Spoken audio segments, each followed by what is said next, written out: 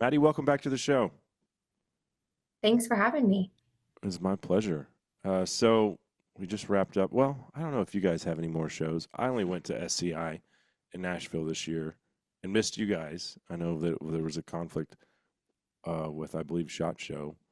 Um, hmm but SCI is in February next year, so maybe I will be back.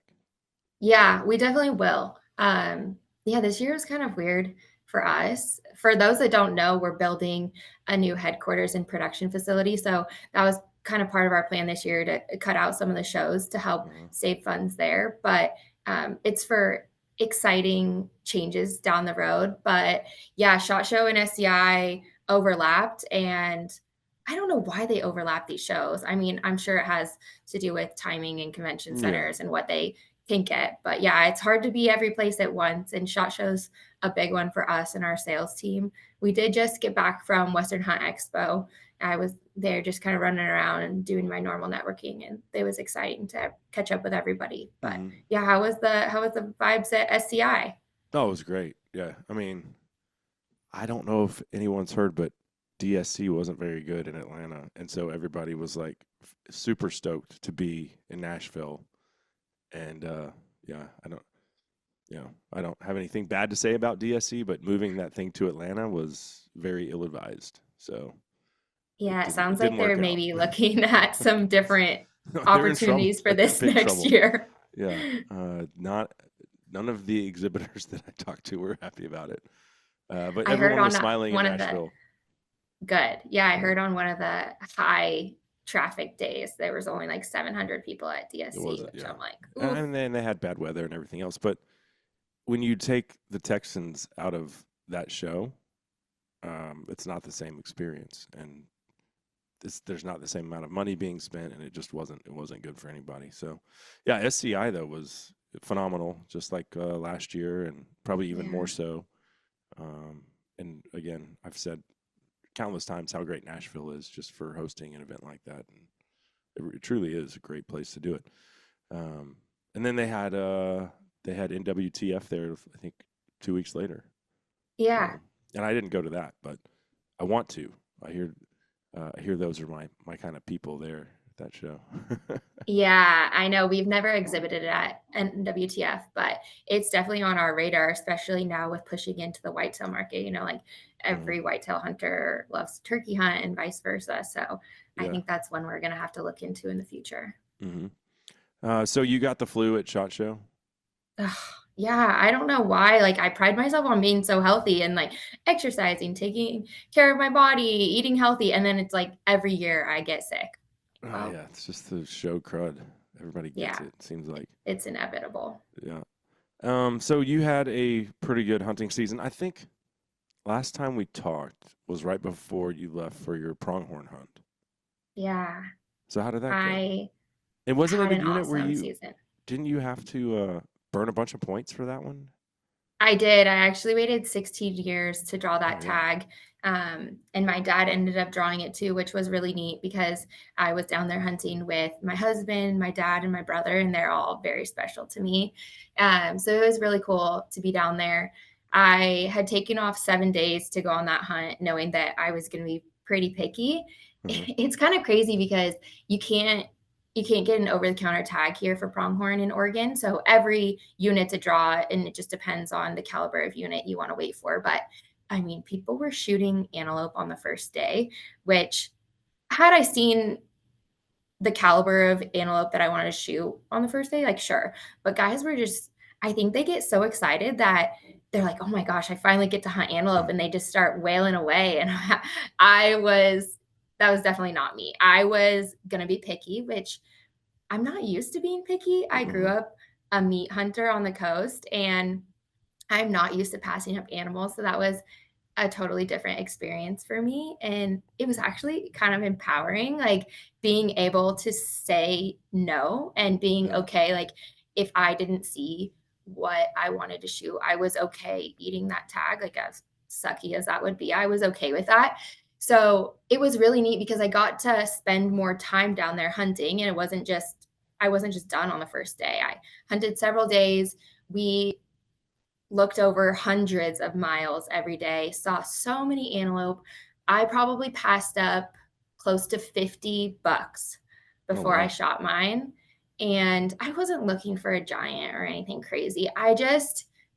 I'm a big, like, just feelings type of person and excitement. So I really wanted to see one that was in a scenario that would allow me to get a good shot.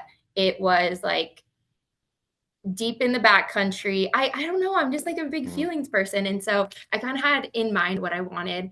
Um, and I ultimately just wanted one that excited me. Like when I looked at him, I just wanted to be like, okay, yeah, that's the one.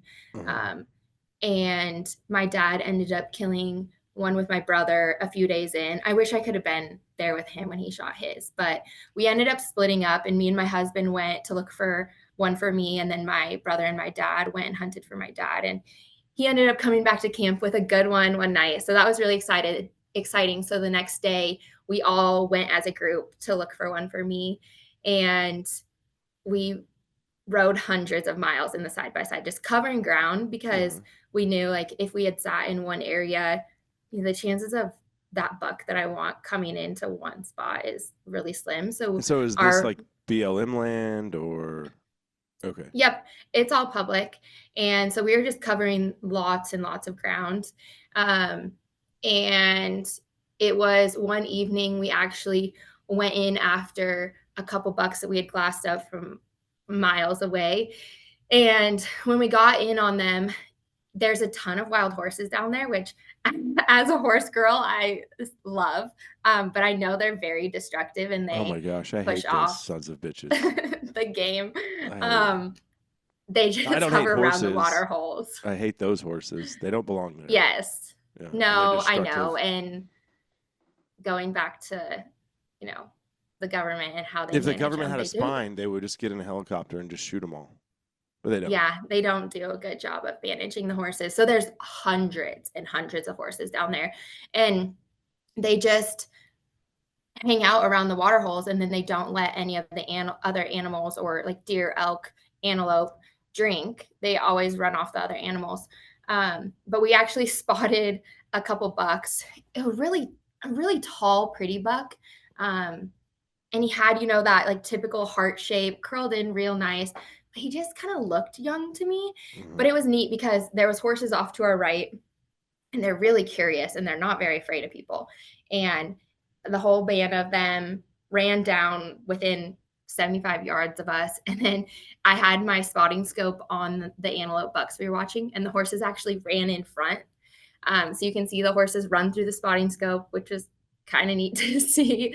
But in that moment, I decided that I didn't want to shoot that buck. I still had a few more days of the hunt. I was like, I just, I was trying to make him bigger than he was. And I'm like, Mhm. nope, if I'm trying to do that, then it's not the one. Um, but from that spot, we actually glassed up another buck across this canyon. And we had about an hour till dark. And so we boogied. We ran uh, down to the edge of this canyon, and he was 680 yards across the canyon with a big herd of his does. And I got prone, and he started to move a little bit. And then a coyote came in and like chased off the herd. So I'd pick up my rifle, run to a new spot, get down on the gun, and I ended up killing him at 680 yards across this canyon. And Wow. it was just like run and gun, it felt like, but it was really, really awesome. I was And shooting my 28 Nosler with the uh, 160 AccuBond, and it was one and done. nice, nice. And the buck that you wanted, and the experience that you were Yes, seeking. Yeah. it was. Yeah, it was the moment I saw him in the spotting scope, I'm like, wow, he looks really heavy. And he just kind of had like a bigger body on him. He was the only buck in the herd, and he had 40 or so does. Mhm. So I knew he was a good mature buck, which was what I was looking for. And yeah, really happy with him. Nice, nice. And now I know you shot your biggest elk this year, which was super cool. Congrats on that. But I wanted to talk Thank about you. your husband's bull because I saw a video of you. Y'all were cleaning it, and you dug out a broadhead. Yeah. I think I Yeah. mean, I know I've left broadheads in two bulls that I didn't find. You know, it happens a lot. If you go to basically any processor during September, they'll have Yeah. a display of what all they've dug out of the animals that have been brought in. And Uh-huh. you're not going to see very many deer with broadheads in them, or Mhm. pronghorn, but elk are so big and so tough. Like, you make a marginal shot. It's, yes, everyone feels bad about it, but a lot of times they just shake it off, especially when those bulls are all full of testosterone. They don't even know that they're hurt. Yeah. When they're getting hit in September, they're like, "Oh, that kinda hurt," and then they go back to Yeah. rutting cows. Uh-huh. Yeah, my husband actually ended up shooting his bull at 100 yards. So he hunted first rifle elk season here. I hunted second season. We try not to hunt the same season. Mm-hmm. We're also big archery hunters, but we try not to like archery and rifle hunt the same each year. We try to flip flop. But this year we both rifle hunted, and he hunted first, and I hunted second. And he held out till very last light of the very last day because which I so admire him for this. He will eat a tag. I've seen him eat tags year after year because he just didn't find the caliber of animal that he wanted to shoot. Mm. And that's what he did this year. We had a couple really good bulls on our cameras. We do a lot of scouting in the summer and early fall, set up trail cams, and we had a couple good bulls. And so he had this bull on his hit list. We just hadn't gotten an opportunity on him earlier, And this like is a few public land days as well? earlier. This was on private, Okay. but it I was don't in know. Is Oregon a one of those unit where states where you can't run trail cameras on public land? no, we can. Okay, you can. Yeah. Yeah. Yeah. This just happened to be on private, but Uh-huh. um yeah, the bulls were kept coming out onto this open landing where this like grassy knob to feed every night. And very last ditch effort, we were at the top of this canyon, glassed up this bull, and he was like, I'm going after him. I'm like, you sure you don't want to like try to drive down and get closer? He's like, no, he's like, you stay here, you keep eyes on him. I'm gonna dive down. And he probably ran 3 miles to get on this bull and shot him at 100 yards. And it was really cool because we don't have service. I'm sitting up there on this knob watching this elk through my spotter. And he was still, you know how like sometimes they'll rut late Oh into yeah. the season. And so he was like still bugling, rutting, like chasing off this younger bull. It was really neat for me to watch, but I'm like looking at my watch. I'm like, man, is Clark gonna make it? Where is he? It's like all thick timber. And there's an old skid road I could see on one corner. I saw him like pop out, and I'm like, okay, I know he's getting close. And then I see the bull turn and I see him kind of walk out of my sight. And then he comes back and I'm like, shoot, where's Clark? Like just praying that he gets on this bull. And then I had the bull in my spotter when I watched him put two in him at 100 yards. Like he shot him and then the bull spun and he shot him again. Bull died right there in my spotting scope. And I was like, so stoked. Nice. That's awesome to get to Yeah. watch that from a perch, from far away. Yeah. To watch it just all come together so seamlessly. A lot of those times that effort you put in, you're still unsuccessful. Like you're just Most of the hoping it time. all, yeah, lines up, and it worked perfectly. Yeah. So how did you? Was there an abscess? How did you know there was like a wound there, or like? Can you hear me?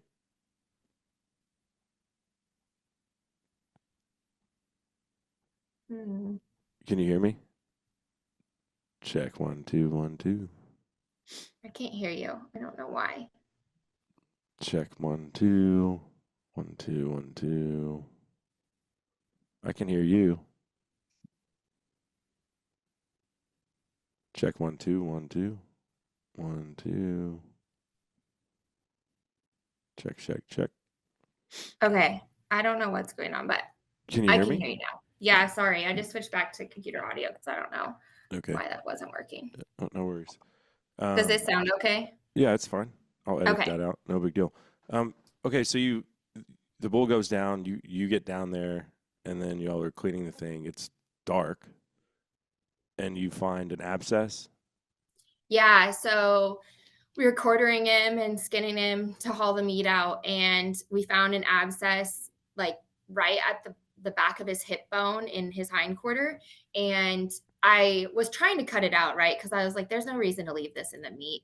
And I kept digging and I hit metal with my knife and there was a broadhead in there. Uh, so that's a terrible shot in the hindquarter. Yeah. Okay, the Well, two the that I other thing wounded, I did not shoot in the hindquarter. the other thing is he had a big abscess on his neck, which kind of sucks because Clark ended up not taking his cape because he had like a huge pus pocket on his neck, and you could see that he had like rubbed the hair off like because it was so infected. So we didn't even take that side of the neck meat or mess with that. So there very well could have been a broadhead in there, or I don't know if he got stuck with another bull's tine or if Yeah, he got shot up there, but he could have had two broadheads in him. But yeah, I don't know if yeah. the bull like Well, spun and when you someone know, shot people or would be like, some people are like, well, you wasted the meat. No, who's eating meat with infection attached to it? no. Yeah, No. no one. And game wardens, the game wardens, like I've asked them so many times about stuff like that. Like if you shoot a duck that has rice breast, like throw it away. Who wants to eat that? Yeah, You know, yeah. like I shot a nice 8-point in Illinois one time with a muzzleloader, and we got it on the 4-wheeler, and all this pus just started dripping out of his head where he had gotten into a fight. He wasn't shot; he'd been stuck by another antler Uh-huh. and had this nasty abscess, like right above his eye. It was disgusting. Ugh. Yeah, I mean those animals are so hardy. They get battle wounds and Hmm. shot with people's arrows, and it doesn't. I would have never known watching that bull in my spotting scope that he had an arrow, a broadhead in him. Would have Yeah. never known. Like he didn't have a gimp. It didn't affect any of his movements. It's crazy how they're able to just heal over like that. Hmm. Well, one of the bulls that I shot with a bow was at, I think it was 63 yards, and I hit him in the shoulder blade, just like probably 3 or 4 inches, well, where I needed to be 3 or 4 inches back to be in the vitals, Uh huh. and I just pulled it just a little bit, and I only got like 3 inches of penetration. I mean, we found the shaft of the arrow, and the guide was like, "Oh, that bull's fine. We're gonna Yeah. shoot him during rifle season, I promise you." Yeah. That So happens a lot. yeah, Yeah. yeah. Well, especially with animals that big, for sure. Mm-hmm. Um, but yeah, the next year I had a much heavier setup. Was pulling more weight, shooting a heavier arrow broadhead combo. It's like I'm gonna blow through the shoulder if that ever happens again. So Yeah. we shall see. Hopefully, I don't have to find out. But yeah. Okay. So what else did you do this season? You got your elk. Got your pronghorn. Did you have any other tags? Yeah, my husband and I went and hunted mountain goats Oh yeah. in Alaska. Yeah, we hunted Kodiak and we ended up doubling on mountain goats together, which was really cool. And that hunt was, oh my gosh, that hunt was insane. I think I maybe didn't know what I was signing up for Uh-huh. when I got up there, but we hunted with Cole Kramer, which great guy, Yeah. and he was kind of like, okay, do you want to go to an easier spot terrain wise, or do you want to go to a spot that's a little more difficult, but you have an opportunity at some bigger billies? And Clark and I That were one. like, We want to go yeah, to that one. Yeah. bigger billies. That sounds great. Uh-huh. Um, and so that's where we went. I don't know if does your wife hunt? She attends hunting Okay. activities with me, but no, she has. I got her to start shooting at dove. She hasn't Oh actually yeah. hit one, but no, she's not a by any stretch of the imagination any kind of big game hunter. We've spotlighted rabbits together before, so she has Okay. killed a rabbit. I've seen her shoot some rabbits, but that's about it. Okay. Well, this was a really unique experience in the fact that I feel like when you're hunting alone, or if it were just me on the trip with the guides or Clark on the trip with the guides, I think it would have been a different experience. But you have a little different perspective when you're hunting with someone that you deeply love and care about. So, I mean, we were at the very top of this treacherous ridge, right? And we're on a goat trail. Hmm. Packs are full, and I feel like I should have maybe had experience rock climbing to be up here. Like we're side hilling rock faces, and it's just you have different worries and different anxieties when someone you love and care about is right next to you and you're watching them cross things where if they have one misstep, they're gone. They're dead. I'm very happy that my wife does not go on these with experiences. If she saw some of the stuff that I've done, I don't know if she she'd let me go back. Yeah, well, that's the thing. I'm like, now, if Clark wanted to go do that, I would be by himself. I would be worried. Like, yeah. So there was like some different anxieties that came with that, Was but that the it's one of those. most sketchy situation you found yourself in hunting wise? Yes, easily. And Okay. looking back, I would go do it 100 more times, right? But in that moment, you're like, what the hell did I sign up for? Like, I just Yeah. can't wait to get on some solid ground again. And I know Cole knows what he's doing, and like, we wholeheartedly trust him. But yeah, it's just a little nerve wracking when, a tiny little portion of your boot is all you have to sink into this rock face. And yeah, What just about crazy. the most scared I've been on a hunt was a Colorado mountain lion hunt, and it was because it wasn't my boot that was on the ground. I was on a mule, and it was same Yeah. situation. And the guide, he starts just going up the rock face, and I'm like, I guess I'm following him. And when I say how, like I felt like I was gonna fall off the back of the mule because it was so steep. And then at Oh, one point in time, the mule stumbled and fell down to all fours, and I'm still on top of him. And he just gets back up, hops back up, and we start going again. I'm like, I could have just rolled down the mountain very easily. yeah. Um, but he told me, he was like, yeah, that's why I put you on a mule, because like you're not a cowboy, you're a dude, and dudes go on mules because mules are they're they're. He said the horse I'm riding is like a sports car. You're getting like a reliable F-150. Mhm. Although my F-150 wasn't reliable. Now I have a Dodge. Oh, That's that's what he said. And then one other time I was in New Mexico, and we were backpacking in for, I think we were just going grouse hunting and fly fishing with like the church I grew up in, my dad and his buddies and my brothers. Well, we were all adults at the time. And so we had like 7 horses that were packing there was like 15 of us, packing all of our stuff in. And one of the horses got cantankerous and bit the one in front of him.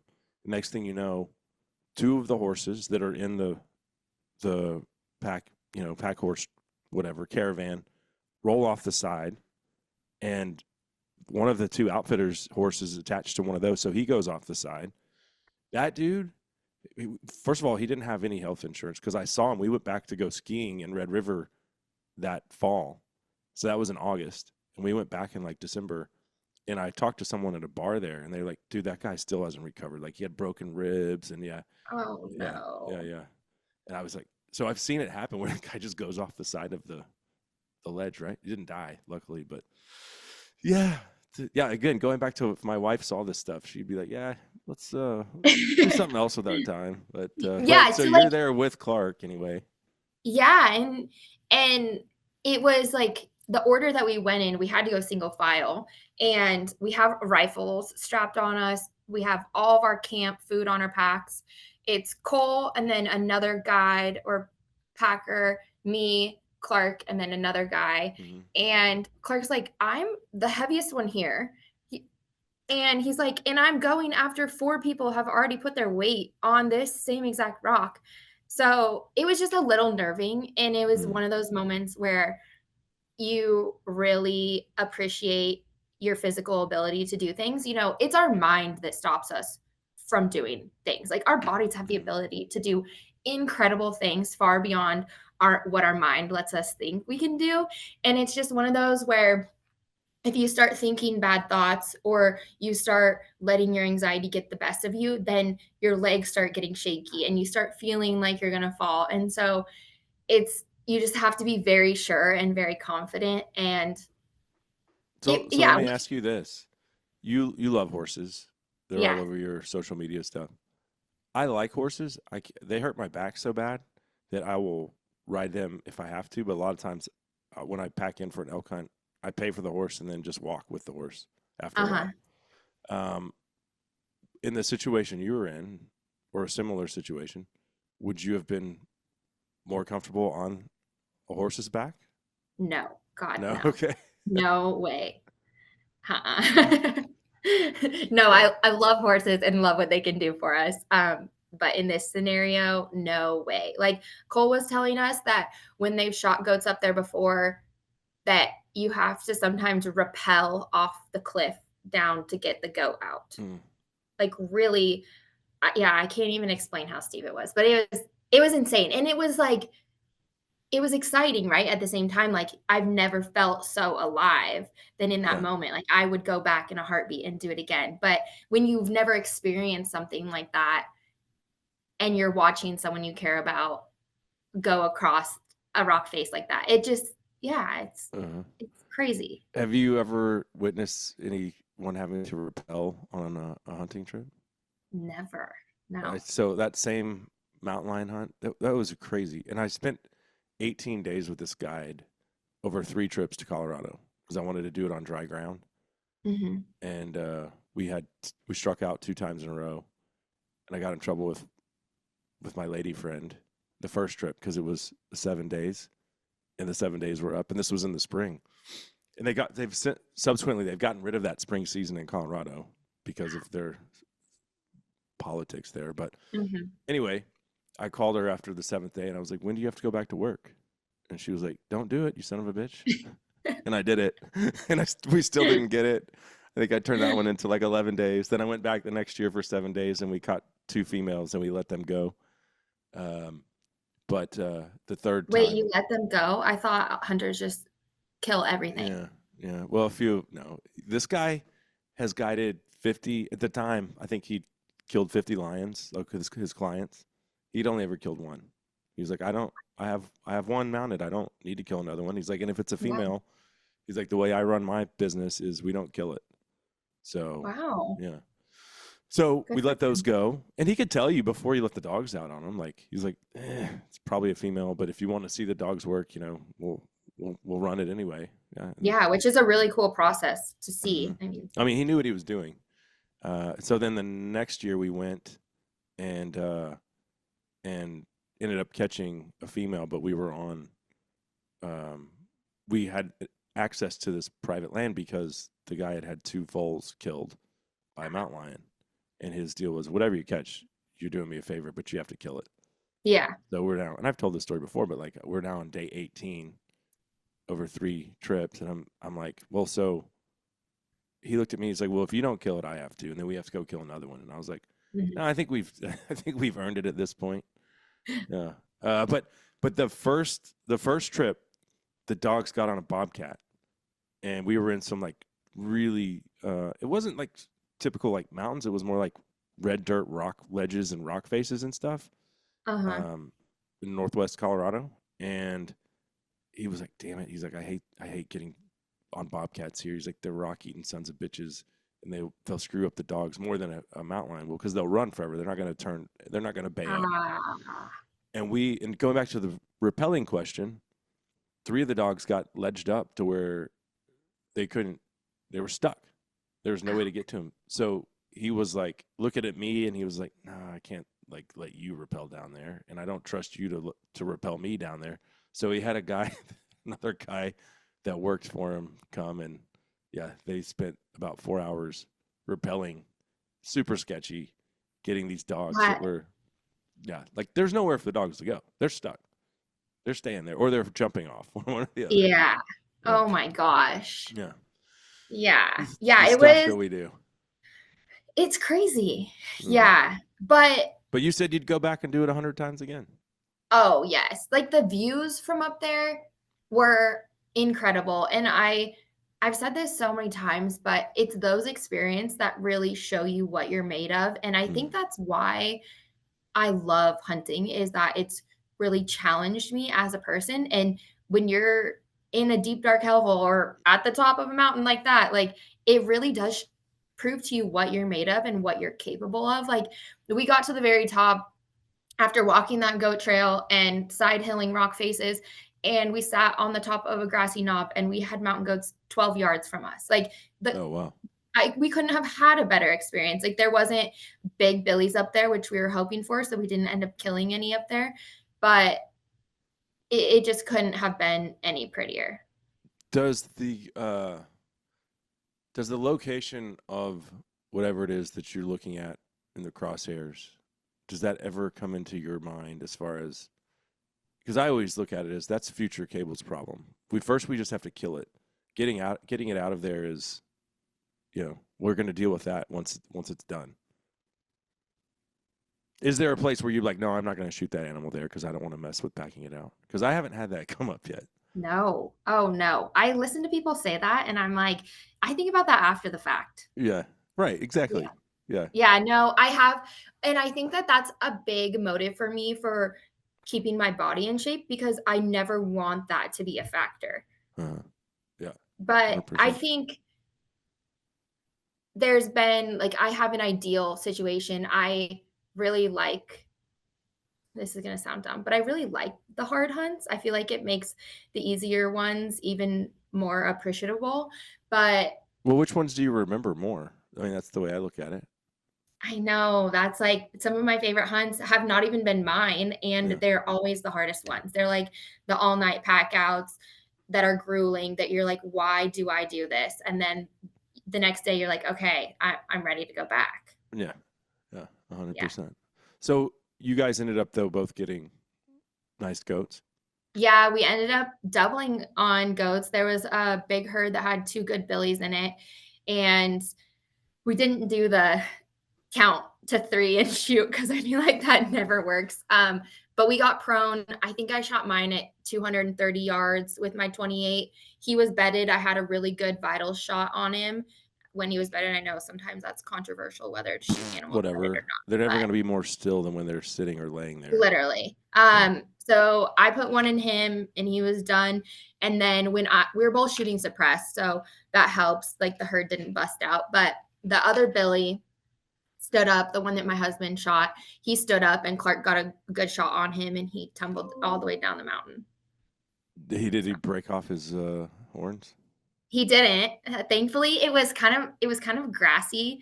And where like the short grass covers the rocks. So he had somewhat of a soft landing. He got a couple scars and marks on his face, but nothing too bad. And then they were close enough that we were able to drag mine down the rest of the way to Clark's, and we got photos together with both of them, which was really neat. I was like, they're this close, we may as well scoot him a little closer and get photos together. So it was really the most cool. important question, whose was bigger? Mine was bigger. Which I will say that's not usually how our relationship goes. Like Clark is the one that shoots all the big animals and I fill the freezer. But no, in this case, my goat was bigger. Nice. That's awesome. Yeah. Yeah, I'm going to BC in 2026 for mountain goat. Oh, that's going to be really neat. Well, it's one that I booked at SCI 3 years. I think I booked it 4 years in advance. I think I booked it in 2022. Yeah. But the price keeps going up. It's like book it now and squirrel away some pennies or don't ever do it because it isn't going to get any cheaper.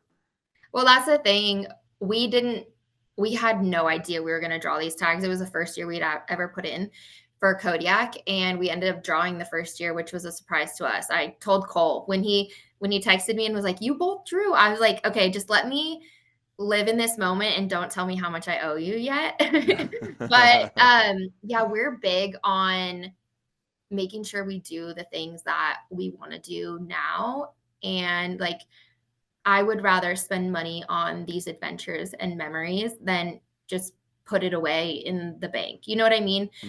Which is not at all how I was raised. So hopefully it doesn't come back to bite me. But I'm like, I'm young and capable. Let me experience some of this stuff. Well, and you don't have kids yet. Mm-hmm. So they'll hold you back soon enough. Let me tell you. Yeah. So we're trying to do as much as we can, but we didn't put in again this year because we're like, ooh, we need to save a little bit before we even consider doing that again. Well, and that's why I haven't done a leopard hunt is because I have 3 kids, and it's just like that's like a year of tuition, for college. Like that's kind of how I weigh it. Is what how much college education could my kid get versus if I want to do this selfish Yeah. hunt, which Yeah. Your I didn't have priorities kids, too. but I wouldn't trade it for the world. Being a dad's the best thing I ever did. So, Yeah. yeah. Okay. And you shot your goat with the 28 as well? Yep. With the 160 Accubon. Hmm. I killed everything with that bullet last year. Yeah. And so what other states do you put in for? I don't put in for any other states. What are you doing? Come I on, you don't got to know what go I'm with the doing. I think that's the program. problem. You got to go over to Hunt and Fool and start utilizing their services and start putting in for all of the states. You're younger than me. I mean, I'm 43, and I wish I would have been doing it when I was your age, uh, because I mean, you can rotate. Like you said, you want to do archery elk every other year. I don't know. Is it that easy to get a tag in Oregon? Maybe you don't need to do it. Maybe you're spoiled. Yeah, I Maybe mean, that's the in problem. Oregon, I could get an archery tag every year if I want to, but I Okay. would love to hunt other states. Yeah. Yeah. Well, you I only sh- need like some 5 or 6 in Wyoming to draw a decent unit, and Montana oh, you can draw in well now like 3 years. okay. Uh, but I was just I should. asking because Colorado's changing their format, and so I got to start burning my points before 2028. So, Oh. yeah, they're taking half of the. So they're 100%, and they've done away with their over-the-counter archery elk tags. So now it's like 100% draw, but it's all weighted.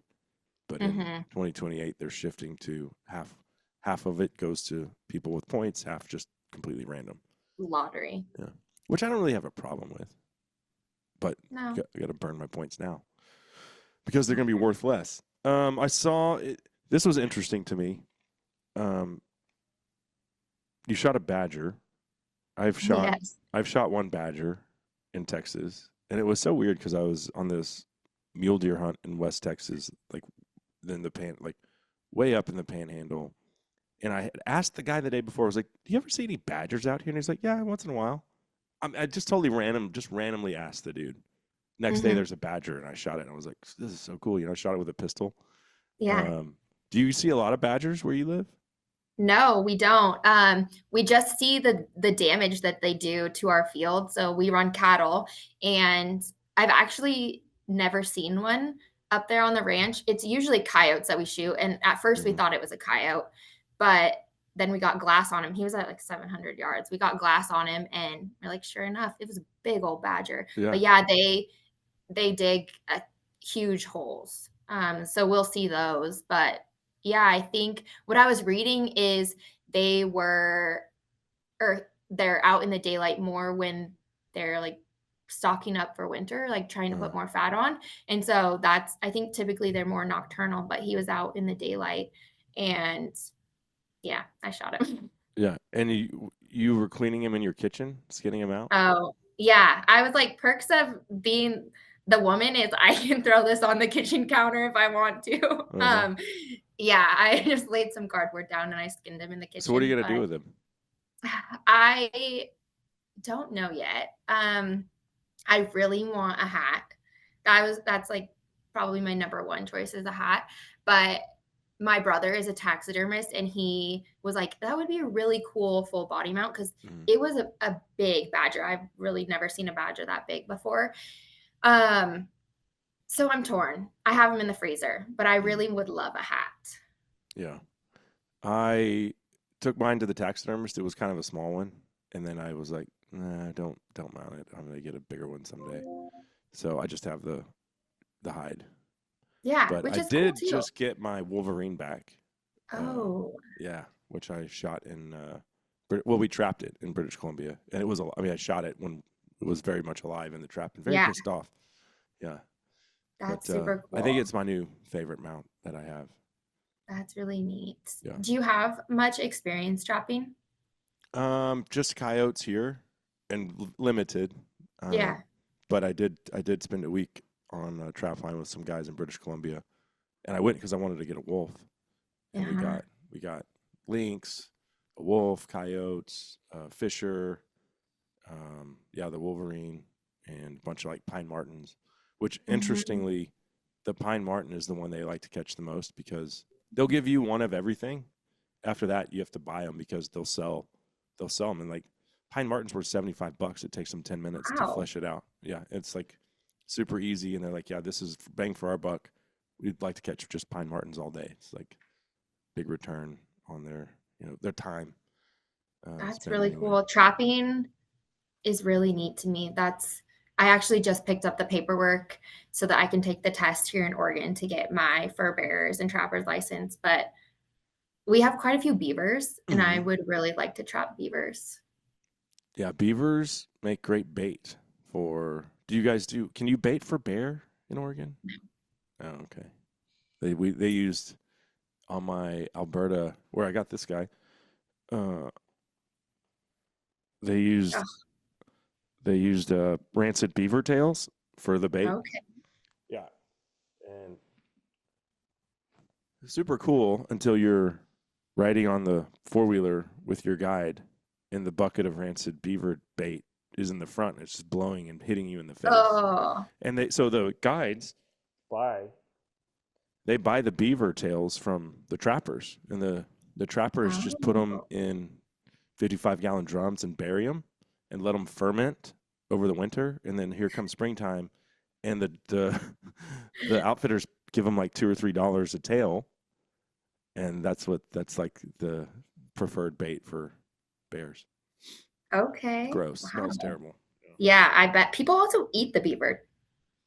We ate a beaver. Actually, we ate a beaver in January. Yeah, Really? How my was it? buddy trapped it. Well, we just like braised it. It was Okay. delicious. Yeah, I'm not saying eat the tail. I have not Yeah. tried that. I heard it's not good. Like just eating collagen, like just not. Yeah. But no, we just had like a beaver stew, and it was very good. Cool. Yeah, Yeah, I've seen just on Instagram people like toss them in the crock pot or yeah, that's what we did. Yeah, yeah. but so you have Interesting. to you have to take a course to get a license in Oregon. Yeah. Okay, yeah, we don't have to do that here. We have a guy coming down. This guy, he runs this page called Coyote Academy, and he's in Iowa. And I saw an Instagram of him. He caught 8 coyotes in one set, all with leg holds. And so I was like, I want to talk to this guy. So we did an interview. Well, he's going to come to Texas in July and hang out with my buddy and I at my buddy's ranch for 3 days, and we're just going to trap. That's it. Cool. Yeah. So just I he's would going to teach really, us. We're gonna, yeah, yeah. yeah. Well, it Uh, sounds like he's the one to learn from if he's oh catching yeah, eight in we're like, that. he's going to fly, and we're like, how are you going to get all your stuff down here? And we were like, never mind, we'll pay. We'll pay. You ship it down here, and we'll just pay for it, and then we'll pay to ship it back to you. Yeah. Because he's like, we want like 100, 200 traps. So anyway, That's really cool. yeah, yeah. What do you do much duck hunting? I saw on your page you shot some ducks this year. I do every once in a while. Okay. I'm not like a waterfowl fanatic, but I love hunting everything. So like when I'm not hunting big game and I get the opportunity to go waterfowl hunt, I do. We're really good friends with Bo and Lexi Brooks, Mm, and they're from Washington, and they actually have a lease here in Oregon. So over Christmas, it was actually Christmas Eve, I think, we went down to Corvallis here in Oregon on their lease and shot some birds. nice. That's awesome. Yeah, Yeah. yeah. What about turkey? I do like hunting turkeys. I'm not like crazy about it, but I hunt them every year, and I'm not at all like an expert. I'm actually terrible. Do you have plans for this spring? Yeah, we just You just usually hunt them in go Oregon? yeah, we just Okay. hunt here in Central Oregon locally. We have a lot of birds. Um, Merriam's? What I kind of don't turkey? You're don't not a know what serious turkey kind they are. hunter. Yeah. I'm going to Um, Tennessee. We're flying back to Nashville in May to try to get my first Eastern. I've shot okay. we have Rios where I live, and I've shot I don't know how many, too many, but I never shot an Eastern, never hunted Eastern, so gonna give that a whirl on Buddy's place. Yeah, there's a turkey slam, right? To Mm-hmm. get all the Yeah, different species yeah, or subspecies. yeah, Hmm. yeah. Start plugging away at that. Um, well, okay. What do you have planned for next year that you're already looking forward to? I don't have too much planned out yet for this year. I just found out the other day that we're going to go do Sitka Blacktail in December. So super Oh, excited nice. about that. That's been on my list actually for a long time. When we were up in Kodiak mountain goat hunting, I had a Sitka tag. But we saw a few bucks, but nothing very big. And Hmm. we wanted to shoot 3-point or better.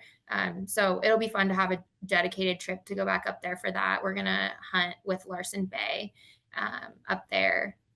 So I'm excited for that. And then just deer and elk here in Oregon. I just found out today I drew my spring bear tag. So I'll be spring bear hunting. And yeah, it seems like last year was really crazy. And I'm so grateful for all the opportunities that I got last year and the successes I had. But I'm kind of excited to chill out a little bit Mm, this year. yeah. So I've been enjoying being home a little bit more. It seemed like I was constantly on the go last year, Hmm. which was really great. But I'm So like is that in the my standard? Like, homebody era.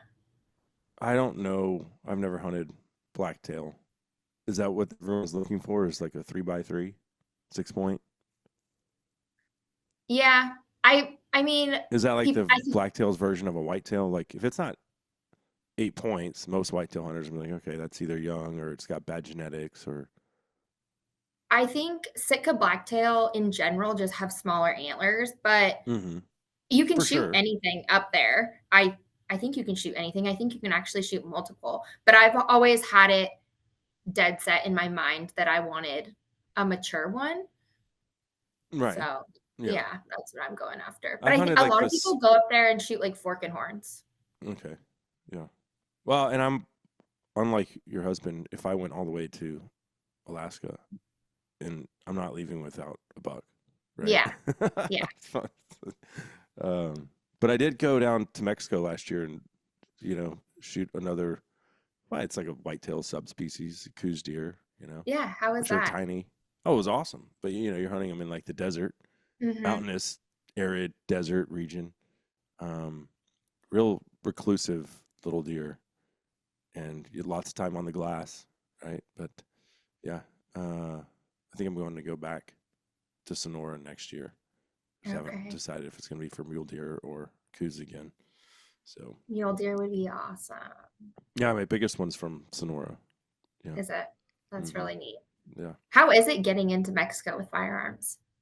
Um, Very easy. Like the outfitter Oh, okay. had. Yeah. The worst place is Canada by a mile. By a mile, it's more of a pain in the butt than Africa. Um, Way worse. Mexico was a piece of cake compared to Okay. the hoops that you have to jump through in Canada. Like they made me leave. I flew into Vancouver to go bear hunting. They made me exit airport security, claim my rifle, go through all of this paperwork and do all this crap. Like, and I never left the airport, but that wasn't my final destination. So, Weird. yeah, I don't know. It was like a 2-hour ordeal. But Canada, Trudeau and Canada, they're not really gun friendly anyway. Let's talk about Whitetail Country. I got Yeah. a box right here, and I shot a buck in Oklahoma with it with the 6.5, 140 grain. And the cool thing about this is that you're getting a Nosler quality product, but the price was, a drop in the bucket compared. I mean, it's $34.95, I think, for a box. Mhm. So, what was the reception like? Was that a tough sell to get people to be like, "Well, Nosler's usually, twice that expensive. So what am I not getting here?"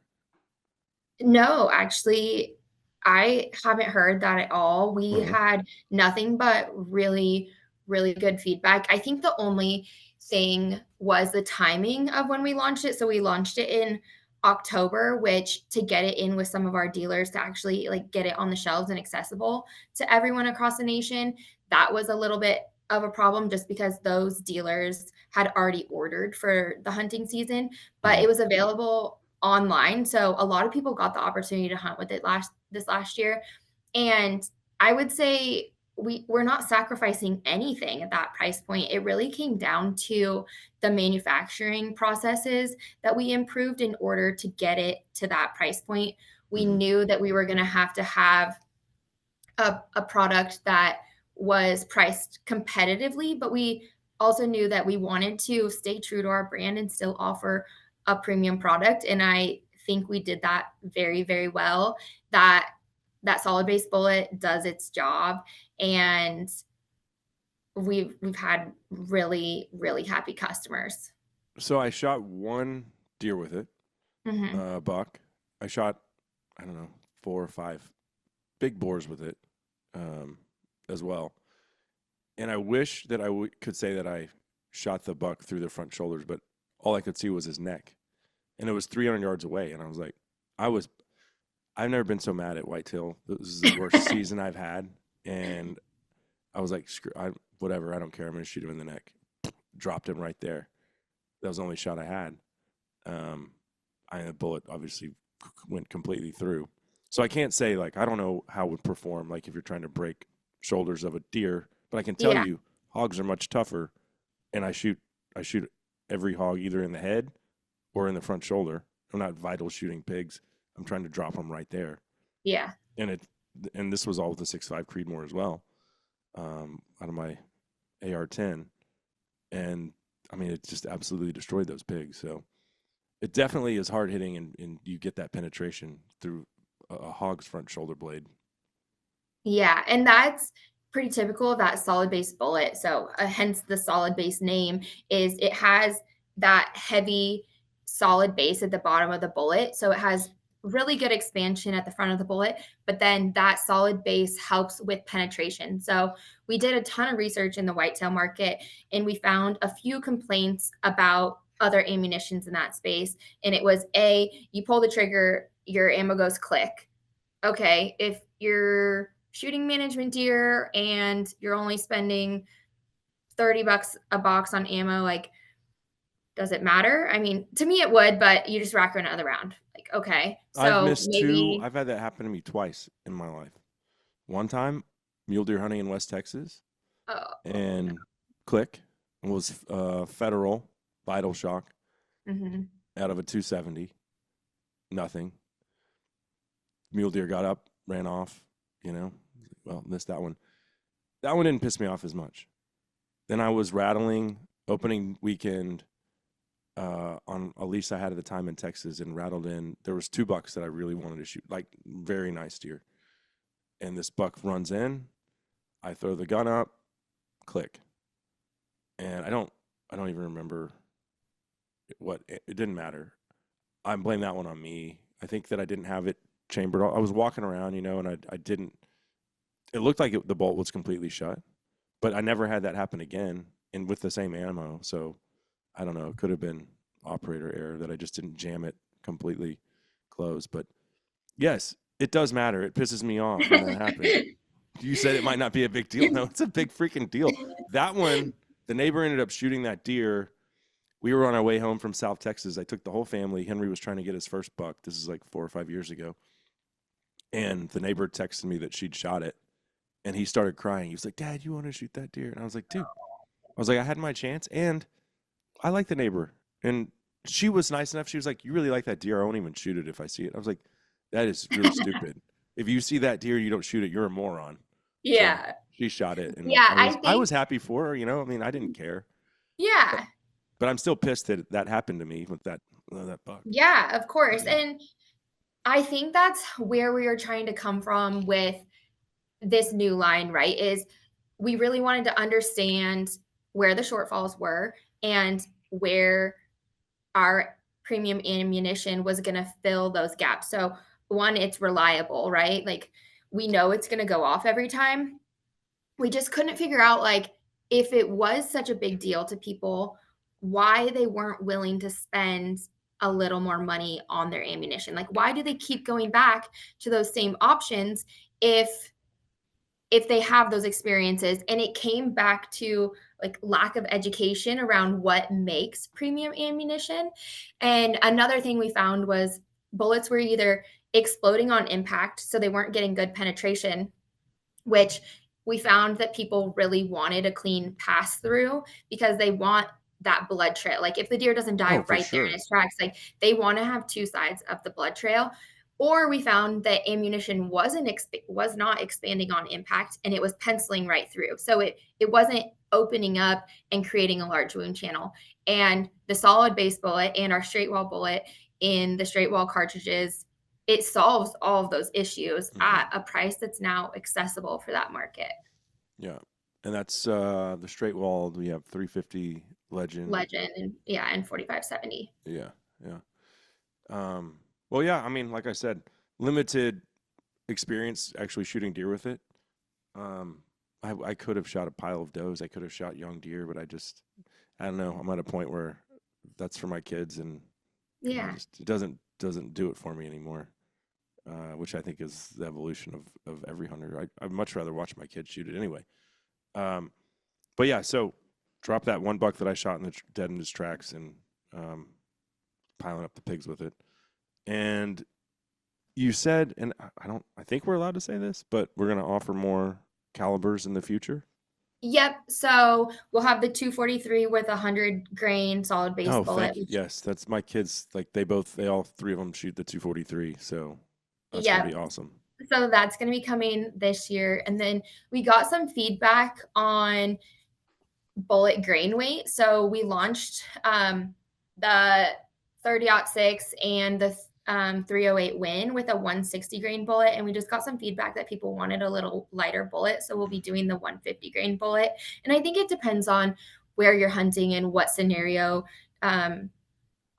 depending on like what bullet weight you want. So we just want to make sure we have all those offerings, and then we'll have a few more straight wall options as well. So just the 243 though. The 243, yeah, we're not going to open up any magnums yet. And then some additional bullet weights and some additional straight wall I cartridges. mean, you got to give me some 300 Win Mag love in the near future. It will be coming, I'm guessing. Yeah. Yeah. Well, super cool and super affordable without sacrificing performance. Let's talk about what my son should shoot in Africa, though, because he's shooting right now. Here's the 243, 85 grain, and this is the partition, which I took to Africa in a 300 Win Mag last year. Carl, the PH, wants him to get up to a 6.5 Creedmoor if he's going to shoot something like Kudu or Red Hearted Beast or something of that size. Like, yeah. And so we're going to get him the 6.5. And that would be, we've got the trophy grade ballistic tip as an option, or we could go with an Accubon. What do you think he should take? We're looking at these African animals. They're very tough, obviously. Yeah. I personally would do the partition is tried and true over there in Africa. I know you talked about your PH liking that bullet. All the guys that go over there love the partition. I really like the Accubond. The Accubond and the partition are built very similarly. Obviously, the partition bullet has that integral partition with that heavy solid base, but the Accubond hits just as hard. They're both really good options. I would say it's a toss-up between the two. I like the Accubons, but yeah, you do.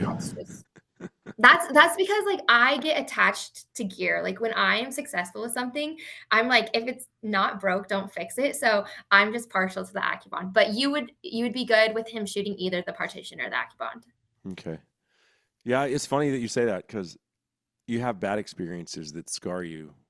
And I would say maybe like, I don't know, 12, 13 years ago. It was a long time ago. I was really starting to get into big game hunting and went on my first axis deer hunt, and I shot a buck in the neck. And I was shooting a Remington core locked, cheap. I bought it because it was $19.99 a box. That's why I bought it.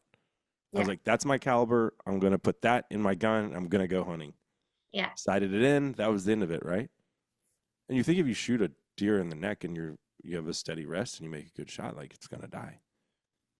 We found it the next morning, and a bunch of there was a little pool of blood, and it had been bedded down there all night, and it wasn't dead. And I was just like, I know I made a good shot, and then maybe I didn't, right? But that always stuck in my head, and it was like, okay, now I don't shoot deer in the neck anymore, and I damn sure don't shoot that bullet, you know? Hmm. I never went back to that bullet, but I did, like, after X amount of years, be like, you know what, screw it, I'm going to shoot him in the neck if I don't have another option. Yeah. But those experiences affect your confidence, and they affect what you're willing to do going forward, for better or worse. Hmm. And I could say, probably there was probably a couple times where I didn't shoot a deer in the neck because of that experience, and it cost me an opportunity. Yeah. Um, but but yeah, when you find something that works, we're all Stick. loyal to that. Those successes get ingrained in our Hmm. heads, and it's like, even if another bullet would have done the job, it's like, well, that's the one that I know, and Yeah. Yeah. I've got a proven track record. Confidence in your equipment does worlds of difference. Like for me too, like if I'm not confident in my equipment, I feel like it completely throws me off, right? Like, and it's probably just in my head, but it does make a difference. Hmm. Yeah, so that's one thing that I always say when you're paying a little extra for Nosler, and in the whitetail country case, you're not really paying extra. It just comes down to education and bullet differentiation. But typically, when you are paying for that premium ammunition from Nosler, you're paying for not only the performance, but that confidence. Yeah, 100%. Last thing, which I found interesting, and I didn't know you were doing this until recently, is you've gotten into competitive long range shooting, and you got a first place a plaque. Okay, wait, not first place. Let's backtrack here. Yes, so I started shooting NRL hunter matches and PRS matches, and I actually shot my first one last May. There's an NRL hunter match here in Oregon, and I attribute a lot of my success on my pronghorn hunt to practicing for that match, because had I not practiced different shooting positions and moving quickly from position to position, I don't know that, not that I wouldn't have been able to move that quick to get into position, but when that antelope moved, I had a tree in front of me that he went behind. And so I had to move my entire setup. I had to grab my rifle, my bag, my tripod, and run to a new position and get prone and get all set up, get on him again, locate the target. And it just made me a much more confident and efficient hunter in the way that I move and target acquisition and setting up my rifle and really getting a stable position. I feel like a stable position makes an incredible difference in Oh someone's yeah. ability to shoot.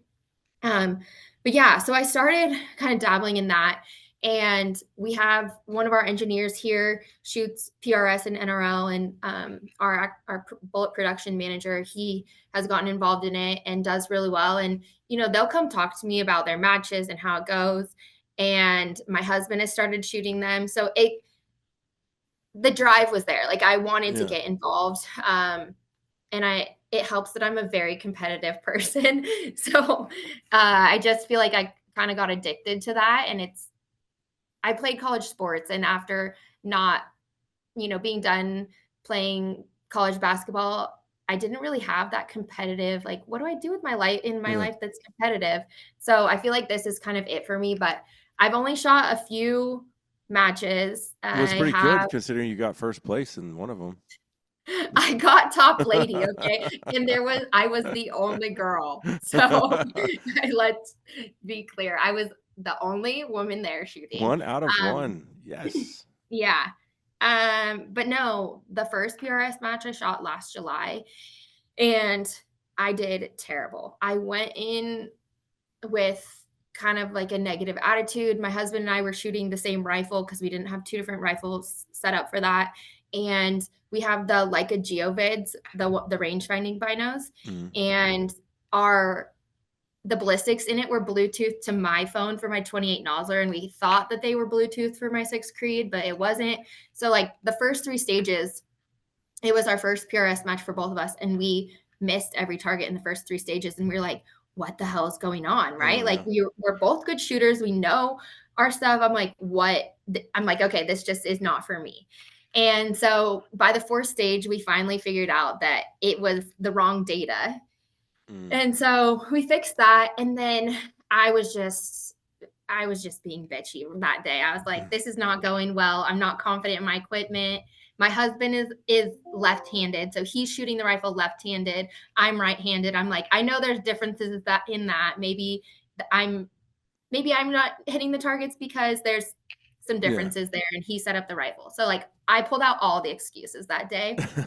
And I it was just a club match, but I always like really pride myself on knowing my stuff, especially as a woman in the industry. I want women to look good. And so like I always try to know my stuff and not necessarily be the expert, but like be able to provide value to people. And so Right. when I go to this club match and there's a Nosler banner hanging on the wall and we're a sponsor, I'm like, it doesn't look good that I didn't shoot well, right? Right. And I'm like my worst critic. So I was really hard on myself. And they, for whatever reason, they don't just call out like first, second, third place. They go through the entire list. Oh, how And humiliating. yes, right? So I was 50th out of 53 people. And And the other I 3 were blind. yeah, yeah, I'm in my mind, I'm like dead last, right?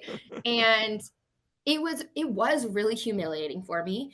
And so I was like, why would I put myself in that position again, right? Right.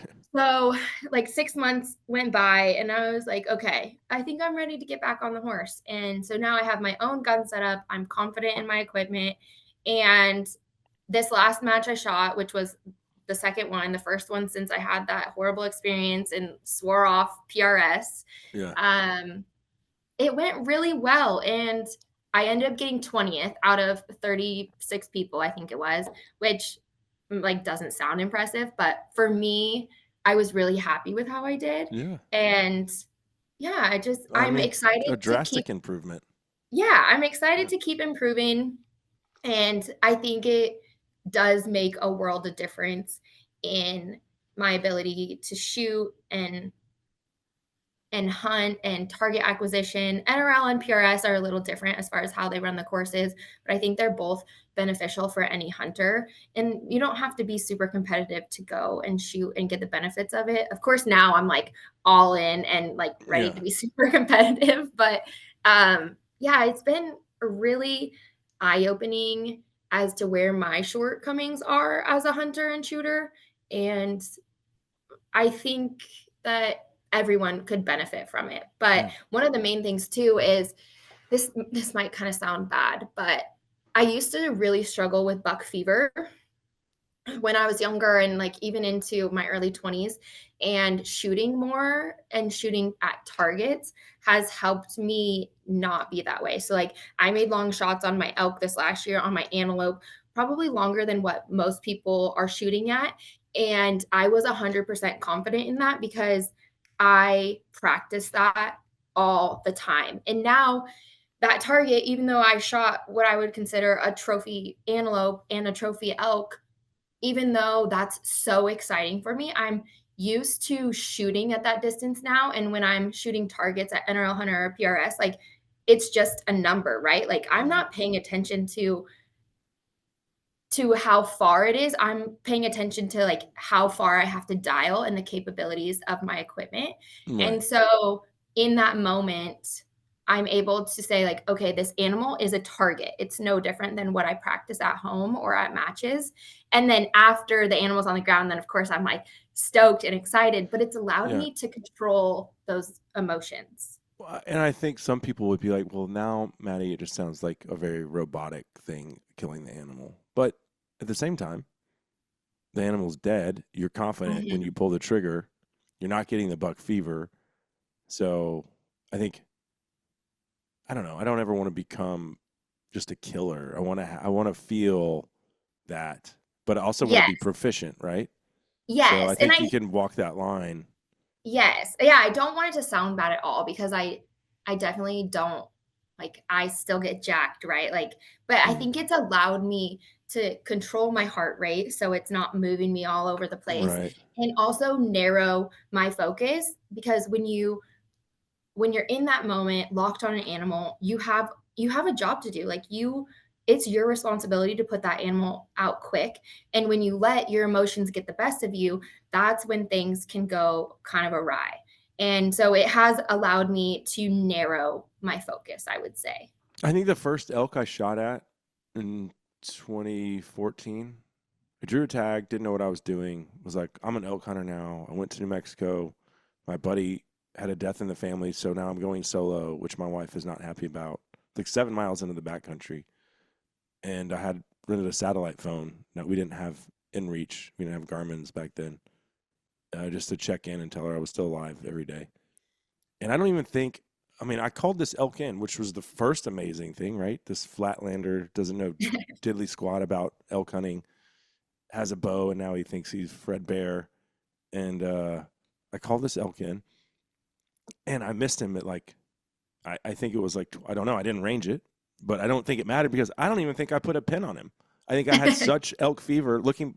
I didn't realize this until someone told me they did this. And I think it was a decade before I realized, because I couldn't figure out how I missed that elk. He was so close. Mhm.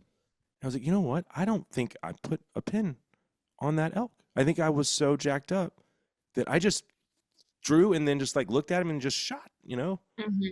I could see the arrow go under him. I mean, it was a clean miss. And I was like, I don't know how, still to this day, but that's the only thing that would make sense is like, I'm pretty sure I did that. So Yeah.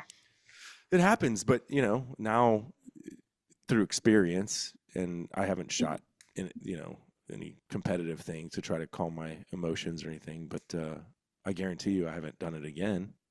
But that Yeah. first time I saw an elk that close, I was like, oh my God, you know, like, how could I Yeah. screw this up? I definitely don't want it to sound like I don't get excited. I think it really comes down to I truly care about these animals that we hunt.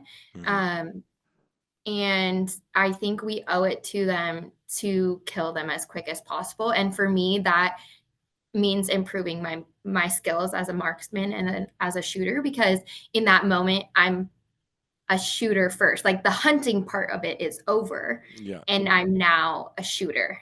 Yeah. Killer. Yeah. Yeah. We can call it. We don't shy away from those terms on this show. No. We Yeah. say Oh, it I'm like not it going to is. say I like, mean, we're here to kill. That's what we're doing. yes, I'm So, not out there harvesting elk. right.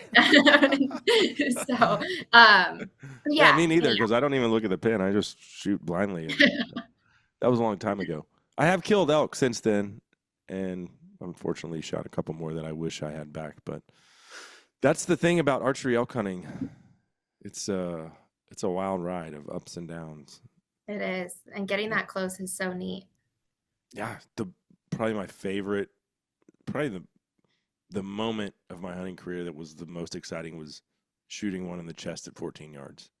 It Mhm. was surreal, and we had him bugling for like an hour. My buddy he won't leave his bed, and he just looks at me, he's like, just crawl in there and kill him, you know.